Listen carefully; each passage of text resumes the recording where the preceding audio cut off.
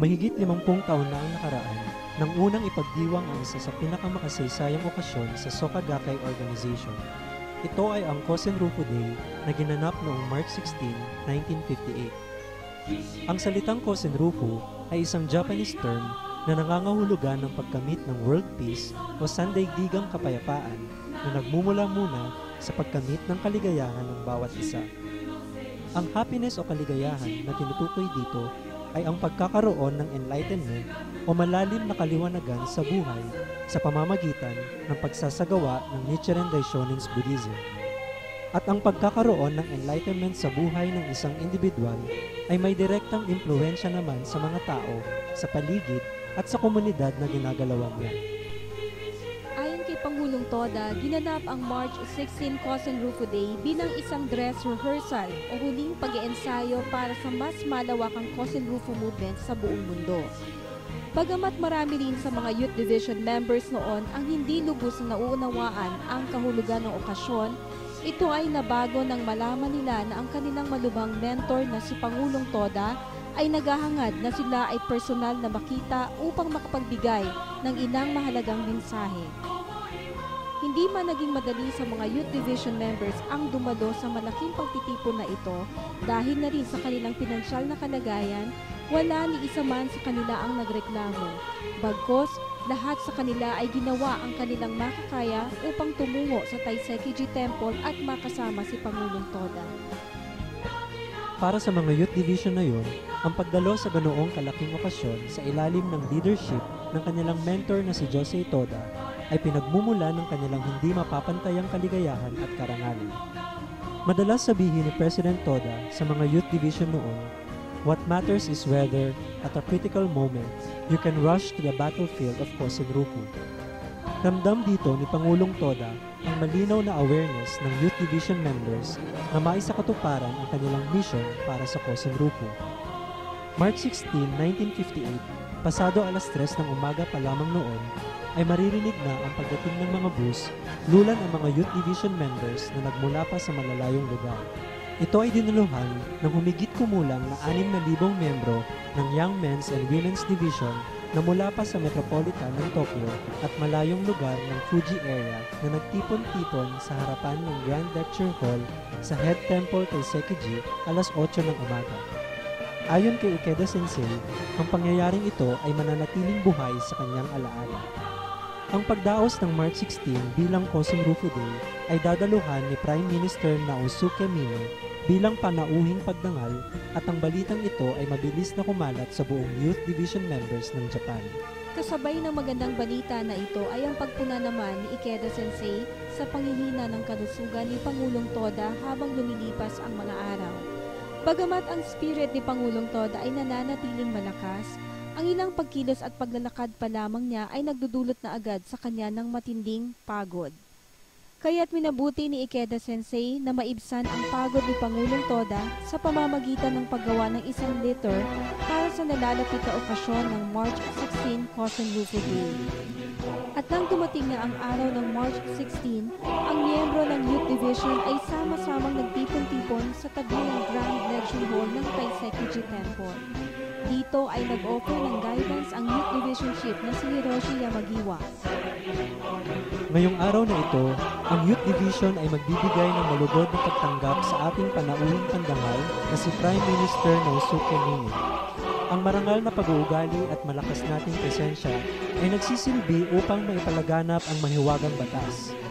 Dahil ang Soka Gakkai Youth Division ay nag-e-exist, ang kinabukasan mismo ng Japan ay nagiging matatag. Sama-sama nating ipahiwatig ang ating lakas ng loob na tayong mga kabataan ng Soka Gakkai ang magiging pinuno na hahawak sa darating na henerasyon ng Asya at maging sa buong mundo. Ito sa palagay ko ang tunay na kahulugan ng seremonyang ito. Ang guidance na ibinahagi ng Youth Division Chief na si Hiroshi Yamagiwa ay umani ng malakas at masigabong palakpakan mula sa mga miyembro ng Youth Division. Habang abala ang lahat sa pagdating ng Prime Minister, isang tawag mula sa telepono ang natanggap ng Chief Secretary na si Tami Ezumida. Ang nasa kabilang linya ay mismong si Prime Minister Mine na hindi nakilala ng Chief Secretary kaya't dalawang ulit na nagpakilala ang punong ministro nag-usap na makausap si Pangulong Toda. Nang marinig ng punong ministro ang boses ni Pangulong Toda mula sa kabilang linya, ay makailang beses itong humihingi ng paumanhin kay Pangulong Toda sa kadahilanang hindi na siya nakadadalo sa malaking pagtitipon ng Cousin Rufo Day. Ngunit ipinaliwanag rin ni Pangulong Toda na mayroong 6,000 miyembro ng Youth Division ang naghihintay sa kanyang pagdating at ito ay matagal na rin nilang pinaghandaan. At maaaring masira ang tiwala sa kanya ng mga Youth Division members kung sakaling hindi siya makadadalo, paliwanag ni Pangulong Toda. Sa kabila nito ay iginiit pa rin ng punong ministro ang kanyang paumanhin dahil sa isang problemang diplomasya na kinailangan niyang lutasin sa Tokyo. Dahil dito ay hindi tinanggap ng Pangulong Toda ang kanyang paumanhin, kundi ipinakiusap niya sa punong ministro na sa mga miyembro ng Youth Division siya dapat humingi ng paumanhin. Sa istorya nito ay pinapakita ang malalim na malasakit ni Pangulong Toda sa mga Youth Division members. Tinanggap ito ng punong ministro at nakiusap kay Pangulong Toda na iparating ang kanyang paumanhin sa lahat ng Youth Division members at nangakong ipadadala niya ang kanyang may bahay kasama ng kanyang anak at son-in-law at maging ang kanyang sekretary at diet representative upang makiisa sa March 16 Cousin Rufo Day. Nangako rin ang punong ministro na gagawa siya ng paraan upang makadalaw sa susunod na pagkakataon.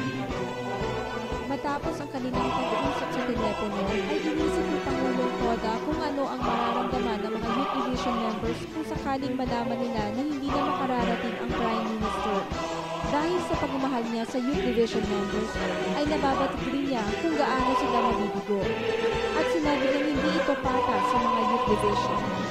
Dahil dito ay determinadong pinakita ni Pangulong Toda ang kanyang natitirang lakas upang mabigyan ng pag-asa at lakas ng loob ang mga Youth Division members na patuloy pa rin naghihintay sa pagdating ng Prime Minister. Ang malungkot na balita ay ipinaliwanag lahat ni Pangulong Toda sa harapan ng Youth Division Chief of Staff na si Ikeda Sensei at Youth Division Chief Hiroshi Yamagiwa. Ayon kay Pangulong Toda, bagamat hindi makadadalo ang punong ministro, ay magdadaos pa rin sila ng malaking seremonya ayon sa napaghandaan at bibigyan nila ng mainit na pagtanggap ang kanilang mga panauhin. Ang March 16 Cousin Rufo Day ay magsisilbing dress rehearsal para sa darating na hinaharap ng Cousin Rufo. Isusulong nila ang okasyon na ayon sa lahat ng napagplanuhan.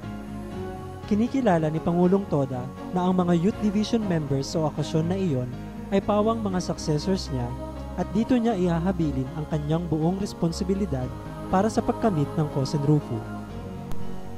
Sa pagharap ni Pangulong Toda sa libo-libong miyembro ng Youth Division ay sinabi niyang bagamat si Ginoong Mine ay hari sa mundo ng politika, ang pinakamahalaga pa rin ay ang pagkakaroon ng unawaan ng bawat isa bilang mga tao. Dito rin ay idineklara ni Pangulong Toda na ang Soka Gakkai ay hari sa mundo ng relihiyon. Tayo ay walang kinatatakutan. Binigyang diin rin ni Pangulong Toda sa mga miyembro ng Youth Division na huwag nilang kalilimutan na sila ang tagapagmana ng ganitong legasiya. Hinahangad rin niya na ang lahat ng Youth Division members ay lumaban at sumulong na may tapang bilang mga magigiting na mandirigma sa pagpapalaganap ng mahiwagang batas. Ang March 16 na dineklarang Cousin Rufo Day ay nagsisilbing araw para sa mga disipulo na buhayin ang kanilang pangako sa pagbuo ng eternal at indestructible foundation ng Cousin Rufo. Bilang pagtugon sa March 16 Cousin Rufo Day, ang Youth Division members ng SGI Philippines ay sama-samang magsisikap na mapaunlad ang kanilang kakayahan upang harapin ang dakilang misyon para sa sandaigdigang kapayapaan.